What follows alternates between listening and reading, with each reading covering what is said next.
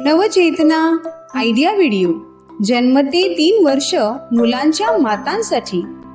सर्व लीडर मातांना नमस्कार। तुम्ही सगळ्या कशा आहात? मागील आठवड्याच्या आयडिया व्हिडिओ मध्ये दिलेली माहिती तुम्ही समजून घेतली असेल, तसेच मुलांसोबत दाखवलेले खेळ तुम्ही खेळून घेतले असतील। चला तर तुम्हाला आलेले मजेदार अनुभव सर्वांना सांगा। आपले अनुभव सांगेपर्यंत व्हिडिओ इथे पॉज करूया। चला आता पुढची कृती करूया, जिचे नाव आहे मिळून काही करूया। या आठवड्याचा मजेदार खेळ आहे संगीत खुर्ची। सर्व मातांना गोलात उभे करा आणि मातांच्या संख्येपेक्षा एक खुर्ची कमी ठेवा। संगीत सुरू करा। सर्व मातांनी खुर्च्यांभोवती गोल फिरायचे आहे।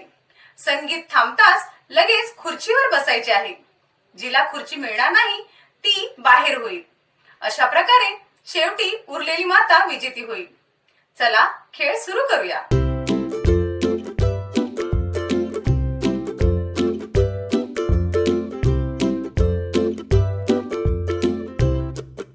हा गमतीशीर खेळ खेळेपर्यंत व्हिडिओ इथे पॉज करूया। चला आता पुढची कृती करूया, जिचे नाव आहे काही नवीन शिकूया। लहान मुलांना जंतांचा संसर्ग सहज होतो, पण त्याची लक्षणे लगेच दिसत नाहीत।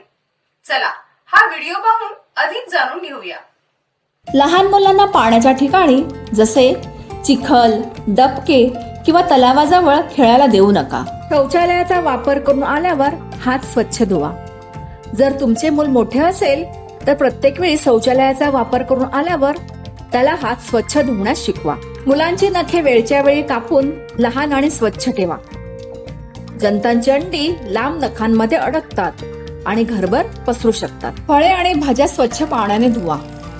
हिरव्या पालेभाज्या धुताना विशेष काळजी घ्या, कारण त्यात माती आणि धूळ असू शकते। नेहमी स्वच्छ पाणी प्या। तुम्ही पाणी उकळू शकता किंवा फिल्टर करू शकता। वरील माहिती समजून घेईपर्यंत व्हिडिओ इथे पॉज करूया। या माहितीचा फायदा तुम्हाला कसा होऊ शकतो? सर्व माता पाळीपाळीने सांगतील। चला आता पुढची कृती करूया, जिचे नाव आहे घरी जाऊन मुलांसोबत करा।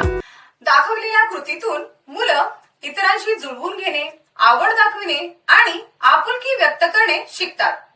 या वयात मुलांना इतर मुलांसोबत खेळायला आवडते आणि त्यातून त्यांना आनंदही मिळतो। या वयातील मुलांना एखाद्या विशिष्ट व्यक्ती किंवा खेळण्याची ओढ वाटते।